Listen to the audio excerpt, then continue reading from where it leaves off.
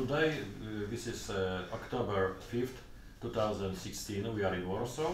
Krzysztof Bielawski is recording interview with Mr. Herman Story from Larchmont from New York. This interview is recorded for Polish Museum of the History of Polish Jews. First of all, Herman, please tell us, if I can ask you, where and when you were born. Well, I was born in New York City, Brooklyn, New York City, and I was born the 26th of June, 1929. Could you please tell me about your mother, who, as I know, emigrated from Poland to New York? Yes. Well, as I was told, my mother was born in Yelenyevo. I can't find the records of the date, though I found other records from the family. Her name was Reza Michalowska, and her mother, maiden name was Winkelmann. In the village of Yelenyevo, Winkelmann was rather prestigious, although the population was quite small. My babka, my grandmother, Chaya Fega, Bird. She married a man named, I forgot his name, but anyhow, he was from Yelenyevo. No, he was from Tiashevo, and his name was Michalowski, and they had several children. One of them was my mama, Matka, and we don't know when she was born. She always changed the day of her birth and the change of a year to make it that she's always young. But she told me many stories when I was a child about that far, far, far away place called Yelenyevo. And that aroused my curiosity because I always felt that the past is the foundation of the present, and the present is the foundation of the future. Some of my friends, European friends, could not understand why I would want to go to Poland. They hate you there. They thought I was crazy. But there was something in my soul that drew me there. I felt in a way that the Poles in general were part of my family too. My grandfather, Michalowski, had an inn. He was a blacksmith. He used to build the wheels of the carts. He owned some land. He was also a farmer. He had several children. One of them, of course, was my mother, Reza. I remember that during the war, my grandmother, Chaya Fega, was the last one to arrive from Poland in the United States. Her sisters, her brothers sent for each other. And the only one that came last was Chaya Fega. She came the last one with her son Shimon Michalowska. One member of the family did not want to leave, wanted to stay. And his name, I just don't remember the name now. Moshe Aaron or someone else. You must forgive me because right now I saw so many things. My mind is going in so many circles. But anyhow, he decided to stay. Moshe Aaron Michalowski. He stayed with his wife, Masha Powiatowska, who lived also in Yelenyevo, and together they had 5 children, ranging perhaps from 4 years old up to their teenage years. This was just before the war broke out. The story that I learned was that my uncle, Moshe Aaron, went away on business, I don't know where. At the time, that the Germans moved into Yelenevo. His wife and 5 children, along with the other 32 families of Jews in Yelenevo, were rounded up by the Nazis. This is what I was told. The men were marched away. Some of them were put in limousine cars by the Nazis, and the old people and the children were put into a bus. But I'd like to revive the memory of one person who I do not know, but I think he was a saint. His name was Isa Steinbrett, I think the name was. He was a young man who had a beard. He was in the synagogue morning, evening, and the afternoon, everything, because he was a strong believer in God. When the Nazis came in, they saw him. This is what a dear old lady known Vaclava Shnikovska told me.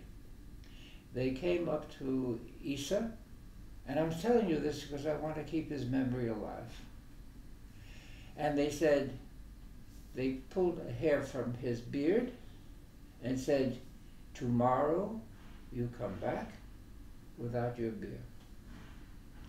And I was told that the following morning, Isa came back without a beard, but he was crying. Isa disappeared, most likely in Treblinka, so it really didn't help me. But going back to myself, I always believed that life is a learning experience. And thanks to this wonderful museum, it was indeed an experience that has given me a greater knowledge of what happened. And that Yahrzeit candle should never go out. That's what was in my mind. Because of my interest in Poland, people used to my friends used to make fun of me. Why are you always talking about Poland? Well, you know, Poland was very big when it was Lithuania. She said, who cares? But I cared. Do you have any other further questions? Okay. Did your mother tell you why she emigrated from Yelenevo to USA? Well, she was only about 15 years old.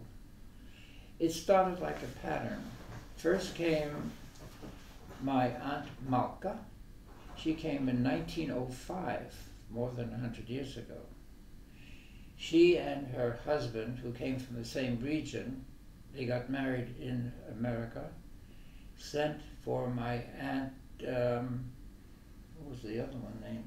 It was Malka Chana. Chana came shortly afterwards, and Malka and Chana sent for Reza. And Reza, Malka, and Chana sent for my grandmother, Chaya Fegi, and her son Shimon. And Moshe Aaron didn't want to leave Poland. And of course, he ended up in Treblinka. Oh, it's very interesting. When he came back to Yelenevo, when the Germans moved in, the neighbors told him, go away because your family is not here anymore. And I remember being told that he went into Lithuania where he had relatives, I think the name was Kalavrija, and he stayed there. But when the Germans moved in to Kalavrija, they caught him. And what amazed me is, I have the records of deportation, that when they found him and questioned him, they found out that he was the husband of my aunt. And he was sent along with the family, it's amazing, to Treblinka. But coming back to your mother, yes, she immigrated when she was 15. So she was a girl. Okay. Did she emigrate to work in the United States? Yes. She, it's interesting that I'm married to an Italian, but her first experience with Italians was making artificial flowers in New York. And she even learned the one expression that the Italian worker said to my mother in Italian, give me a kiss, Italiano. And she met my father, accidentally, in a beautiful, not so beautiful now, beach resort called Coney Island in Brooklyn.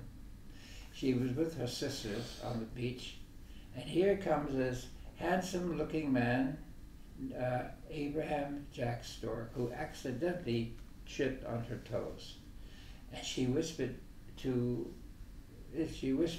her sister, "He's a very handsome Italian man." And he heard that. He says, no, in Yiddish, "Ich hope a Yiddische Mama." That was fine. And that's how it all came through. They got married and they had these 3 children. I was the youngest one. Did your mother tell you how his first years in the United States look? I'm asking because for a girl from a small state in Poland, it for sure was something very new, something maybe even shocking. Very shocking, very shocking. She remembered that since she was a farming girl in Yelenievo, she had red cheeks, and she looked at the people in the Jewish quarter of New York who came in large numbers. They all looked pale. The streets were crowded. The streets were dirty. And she remembered looking out of the window and seeing all this and perhaps wishing that she was back in Yelenievo, where the air was fresher at that time. Do you know how your mother traveled from Yelenievo to United States? Yes, she went by train. She was escorted by train by an older woman who was with her and caring for her. And I even know the ship she came on. She was the General Grant, American ship. And she sailed from, I think, Hamburg or Antwerp, one of those places. And she told me it took her about 10 to 12 days. Steerage, not first class, not second class or third, but steerage. And she told me one interesting story that I'd like to share, that my babka wanted to be sure that she would not starve, because every morning they served them potatoes and herring. You could get rather sick that way. My babka made cheese, and she covered it with bread, and so she could nibble on it on the way here, or that to America. But then there was a great disaster. My mother, Rachel, put it under her pillow, and one day she came back, it was gone. I just remember that. It was such a big tragedy. But then, of course, she started a life. It was a period of difficulty. We had that depression that was financial depression that was international. My father at first was an actor on the Yiddish stage. The name of the theater was Tutoli Hall. Then he became a dance instructor. Then he became a butcher. And then he became a plumber. He was quite versatile. I miss them all very much. But I had this connection with Yelenievo, and I had to do something about it. So we went back, my wife and I. Herman, we talk about this later. Yes, now let's say focus on this period before the war. Okay. Can you please tell me what language did you speak at your home when you were a child, when you were with your mama, with your father? My mother and father spoke usually Anglo-Yiddish, something very strange. My father even read the Fortress, which was a Yiddish newspaper, but they primarily spoke Anglo-Yiddish. Among the children, we all only spoke English. Do you remember any maybe lullabies which your mother told you? Well, I thought it was Polish, but actually it was Russian.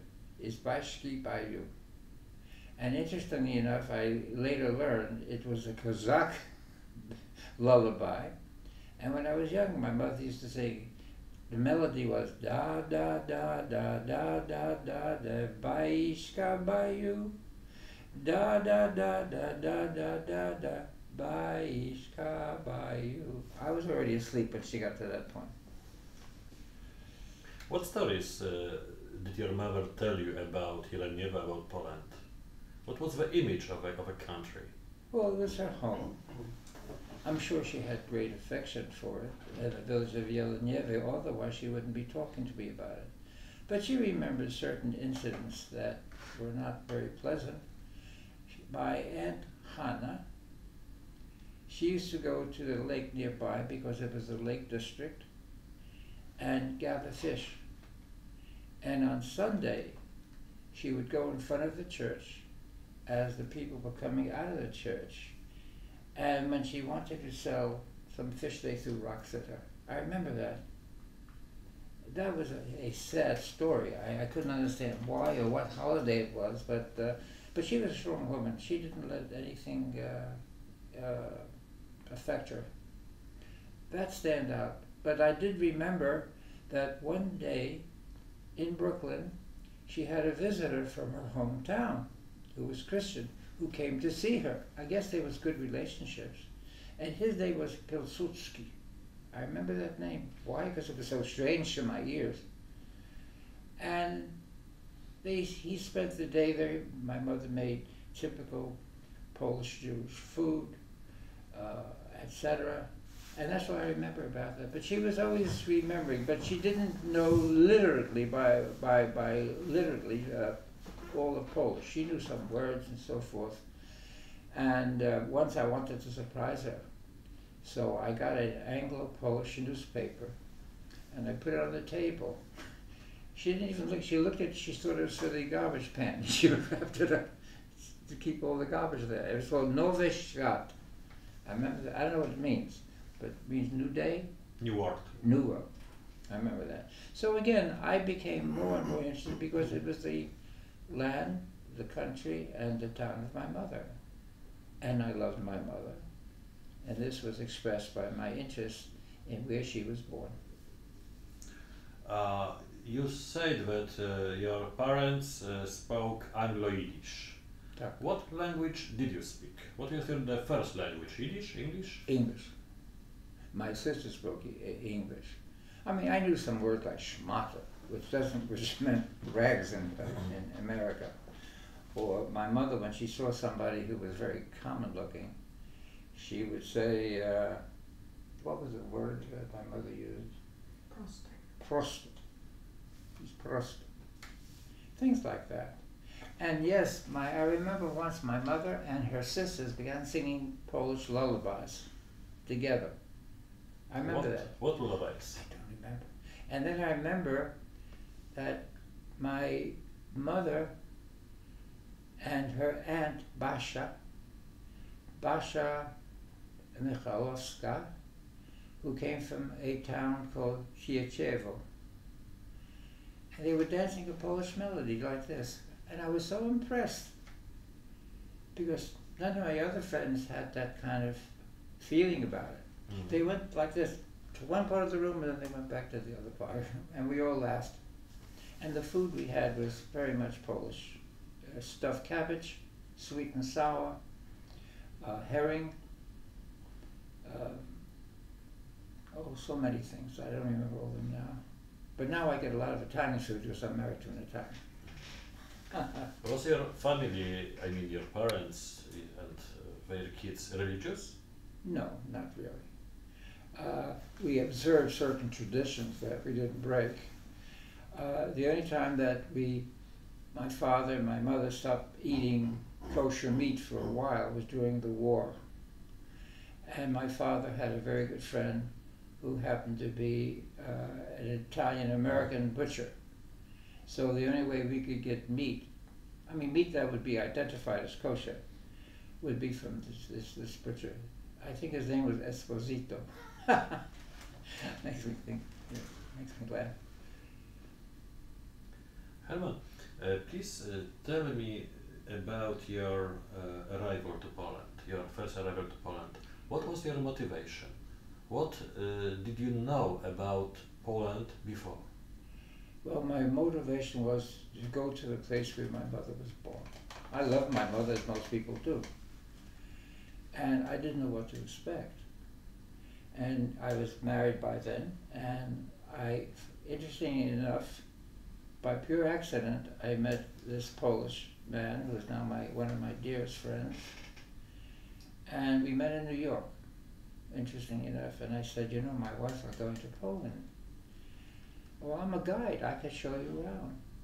That guide brought me to Jeleniero. And it was also a great year for the Polish nation. Solidarity, I think it's called. And the priest was very kind to us.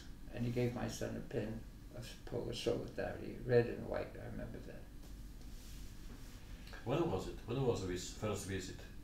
1989. Could I ask you why not before? I couldn't afford it. I couldn't afford it. I was raising a family, you know. But I just remember that this is what I was interested in, and I finally reached a point where we could go. Usually we went to Italy, because my wife being Italian and all. But I decided that I wanted to go to Poland. And when I first went to Jeleniero, it was very sad. Very sad. Why?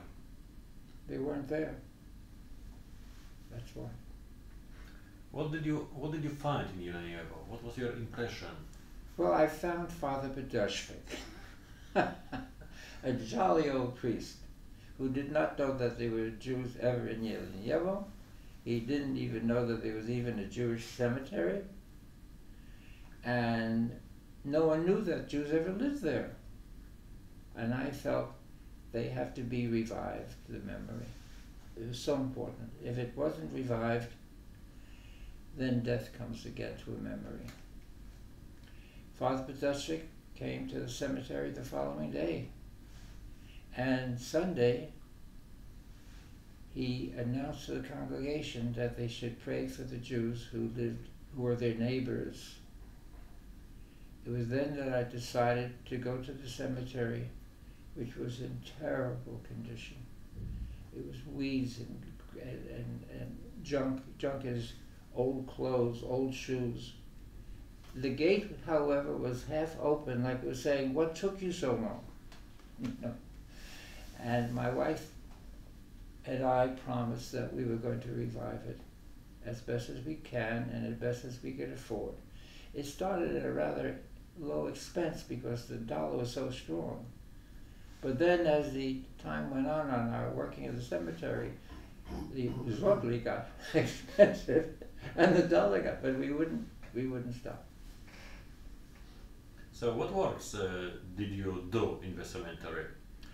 Well, the first thing we had to do with the help of Krzysztof Maciejewski was to clean up the filth, the dirt. It was horrible. As we were doing this, we discovered that there were these gravestones. And I knew that my Polish Jewish family were buried there before they were deported.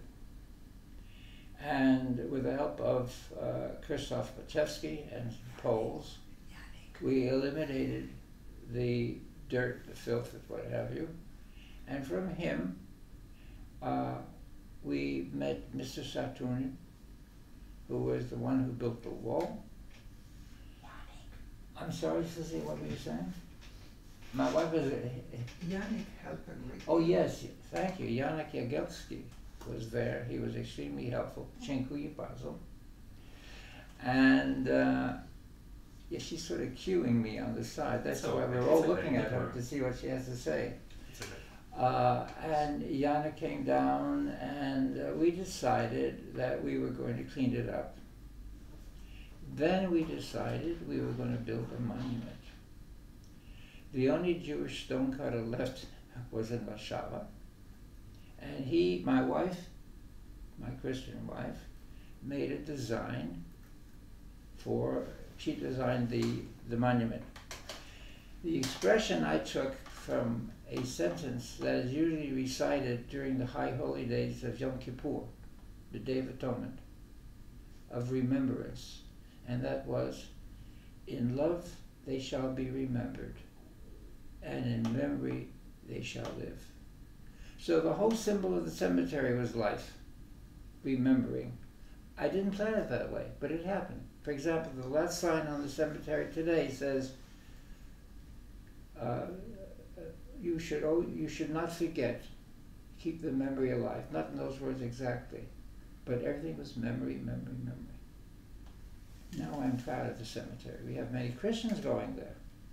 Father Badashik made a beautiful sermon, and I didn't know at the unveiling that people would even come, except, of course, my old friend Vaclava Shnikovska, who knew my family.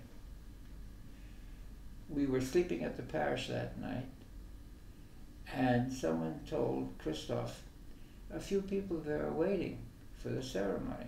Who could they be? I thought only Shnikovska would be there. And we quickly finished our meal. Father Badashik wanted 2 cars, not 1. Why, I don't know, maybe it makes it seem more important, but there's only 5 blocks away, 5 streets away from where we were. And my wife made a statement while we got up to the entrance of the cemetery. I don't believe it.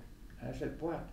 There were approximately 75 people out of a village of 400 waiting on both sides of that little road leading to the cemetery. The stone was covered for the unveiling. Some Polish people put it on us for us. And everyone looked at us and wondered that the son of Jelenievo, this American son of Jelenievo, was here to make a ceremony. And it was very moving. So we came back again and again. This may be my last trip. I'm a very young, 87 years old, but I'll always have Jelenievo in my heart. When was this monument unveiled? I'm sorry? When was this monument unveiled? Which year? That was 1991. And I recited Kaddish, I recited the prayer for the dead, and Father Badashik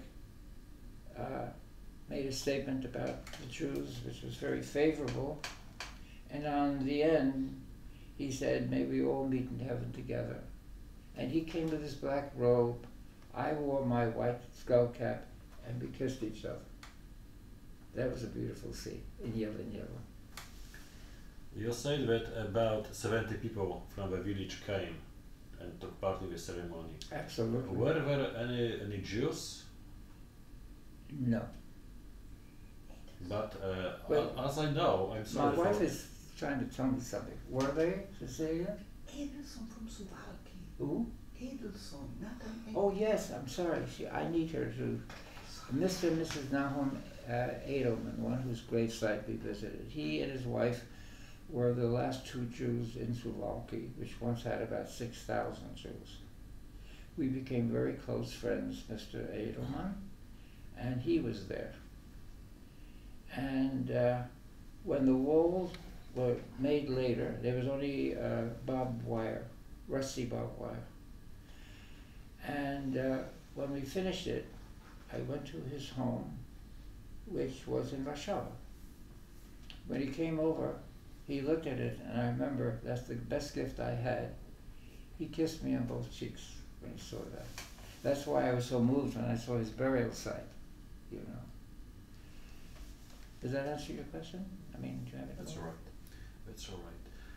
As I know, for the next years, every year, you paid some money for caretaker of a cemetery. Yes. Why bring something to life materialistically if it's going to be removed in time? So I was able, through recommendation, find an organization called FODS in Polish, the Preservation for Jewish Heritage in Poland. And they were going to send somebody once a year to do the work. But I became very close to the man in the village, called Mr. Bielakowski. And I said, would you like to be the caretaker of the cemetery? He says, tak. And he'd been doing it until recently because, like everybody else, he got older and his son is doing it now. But I would send about $500 a year to this organization who would in turn bring it over. And I wanted to do something else different for the cemetery. I had a beautiful poem by a man named Smolinski about the Jews of Poland always thought about Jerusalem in this Polish atmosphere. It was very moving. So I put that on the wall. Then I said, well, coming to a cemetery, you're just going to see deserted spots where graves used to be. Why don't you print the history of Yelenyevo, the Jewish history of Yelenyevo? And Mr. Polakovsky was so great, he put a stand up with the glass top, and we had the whole history of the Jews of Yelenyevo, Zitsky Yelenyevo. And from then on, I received messages from Polish Christians. One was the principal of a school. Can you send me 12 copies for my library? One was a man I'm going to see today, who with his wife was passing by. They were so moved with what they saw. He wanted to do some work for me for the video. And of course, I had my friend Christoph. I was able to do the video amateurishly, but another friend named Christoph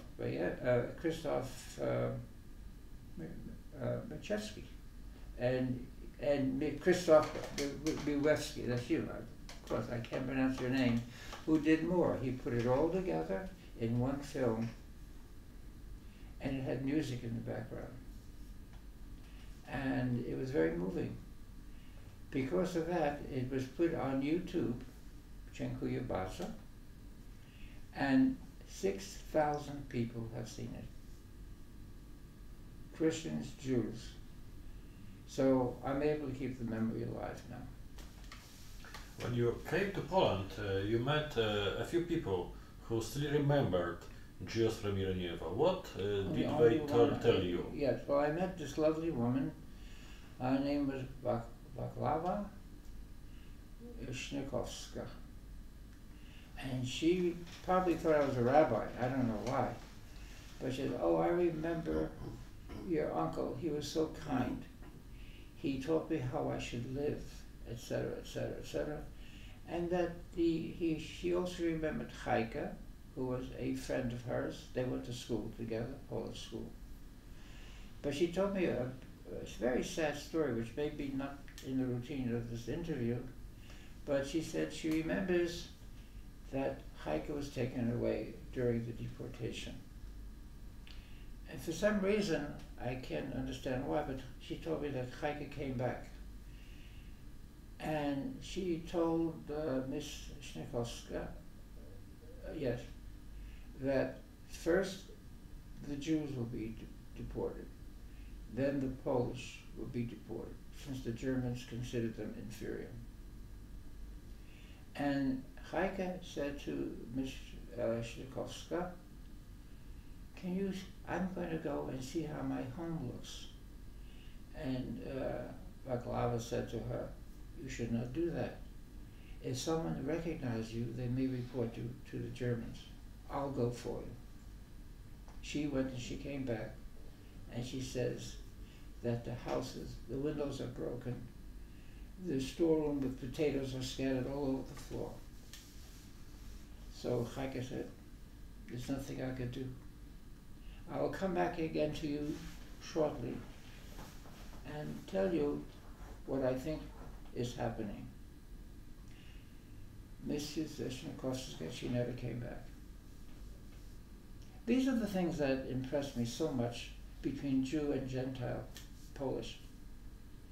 There could be a union of heart, and I believe that very greatly.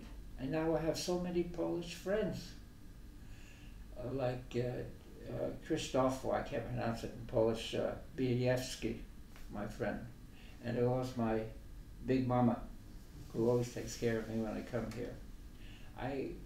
My wife and I came back and we decided to make a dinner for all our friends. There were almost more than 20 of them. That all began in New York City when I first met Christoph Machevsky. My family has come alive again.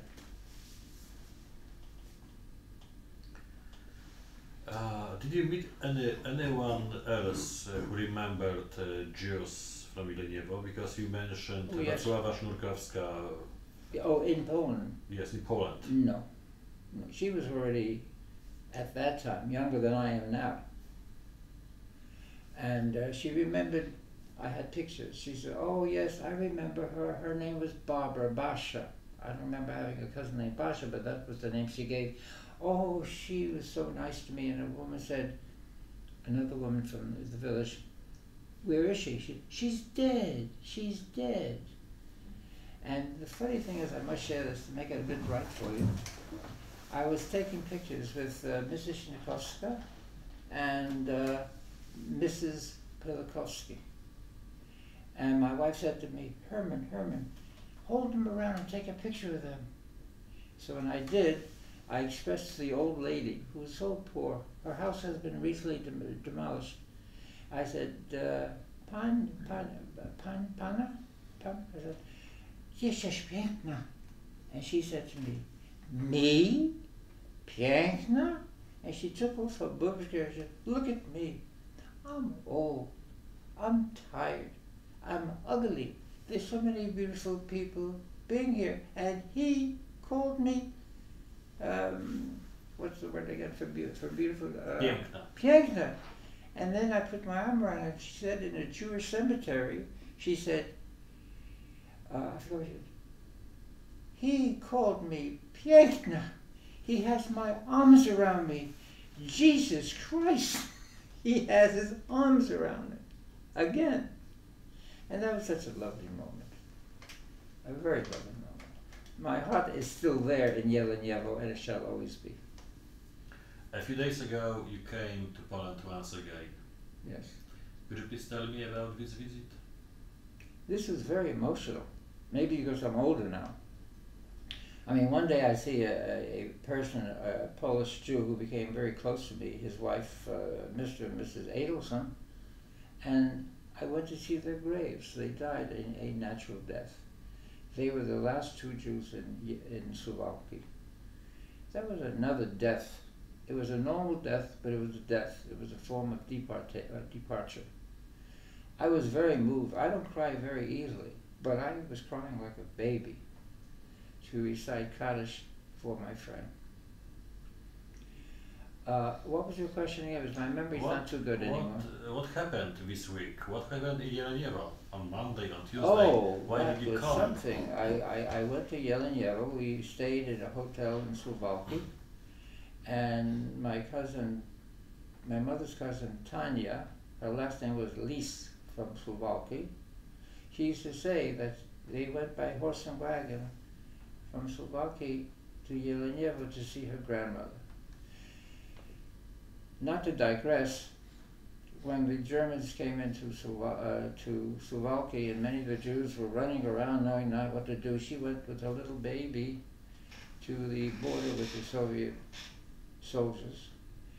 They would not let her in, but then they saw her, I guess, with the baby. They took her in, but one condition: we have to send you to Kazakhstan. And when she was there, she wanted to commit suicide, but she came back to Poland. She didn't feel she could live there anymore. She couldn't find her husband. So from there, she went to Israel. And one side story, which was interesting, she assumed that he was dead, and he assumed that she was dead. So she got married to a local Israeli man and had 2 other children. One day she's walking down the street in Tel Aviv, and who do you think is coming the other way? Her first husband with a Polish wife. That's the tragedy of the war. He did not want to leave his Polish wife, not because he loved her more or less, but he brought her to Israel. And she had a home, so she had to divorce him because legally you can't have children from 2 men. And she was very close. I remember she had a neighbor who had cancer. She was taking care of her. I loved her very much, but then Tanya died also. So I don't have anybody else that I could talk it to about. But she remembered my mother. She remembered when Chaya Fegi went to leave Jeleniavo, and the old little village actually walked her to the train station when she left in 1922. Herman, can I ask you a question? As we talked, many people in America find Poland an anti-Semitic country. Yes. and please answer and be frank, not diplomatic. I'll be very frank. Did you think so? And if so, did you change your point of view? How do you find Poland? Well, I had some very negative things. It was almost like being anti-Semitic, but this is being anti-Polish. I called up a cousin of mine. I said, I'm going to Poland. And she says, those damn Poles were cruel to us. Why are you doing this? I said, I didn't find it that way because it's a different time. But the most important thing that happened, if I could just go a little bit away from the basic question, I had very close Dutch friends. They were Catholic Dutch. And they were so happy that they found a Jewish friend and everything they told me about. But something happened when I was going to go to Poland for the first time. My Dutch friend said, they all hate you there. Why are you going to Poland? I said, because my heart is there. Why do you keep on ticking? You know? And they said, you don't listen to what we tell you, do you? I said, no, I'm going to have the experience. If they hate me, I'll find people who love me.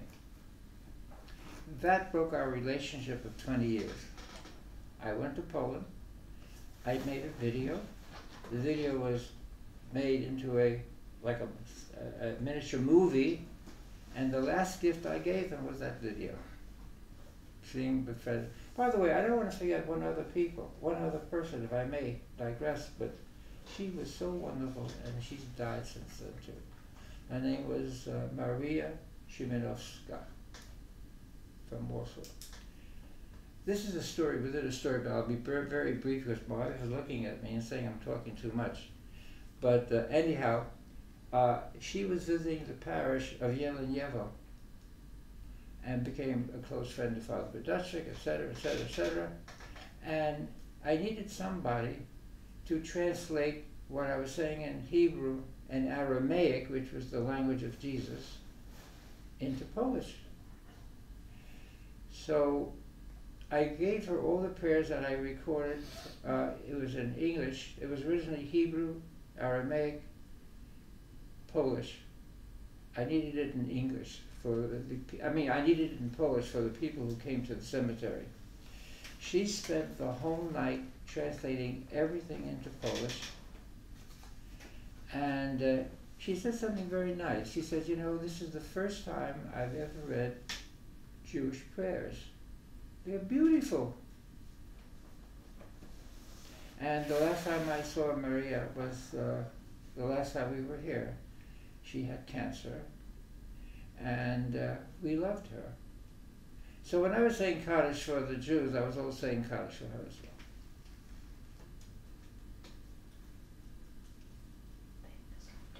I don't know what my wife is trying to tell me. Will you Just ask a question. Stay on the subject. I asked you Am I about doing anything wrong? your opinion about Poland before coming and after coming. Before coming, I think I was a bit more frightened. I thought maybe I may be attacked. When I came again, it was coming home. That's all I could say. Okay, Herman, last two questions. Do you know if anyone from the Jewish community of Jeleniewo survived the Shoah, the war? No, the only thing that I kept, I became a member of a Landslight organization in New York. These were people who lived in Suwałki. It was called Suwałki and Communities. You know, Jeleniewo and the other places around. They were born in Suwałki. But as the years went by, the membership became lower and lower and smaller, simply because they were dying. So, but these were I met people who also had relatives, and one of them, whose relative was Pim Powiatowski, she was the one who married my uncle. So there is an interrelation. But aside from that, there was no, there were people who gave me paintings of those that they met in concentration camp, which I hope to donate it to this beautiful, wonderful museum, and other things. Herman, thank you for this interview. It was very interesting. I'm sorry for making you tired. No, I'm not. I feel great. So thank you once Because I again. have so many Polish friends now, and I don't give a damn what they say about the Poles. I love them. Thank you, Herman. Thank you. Dziękuję bardzo.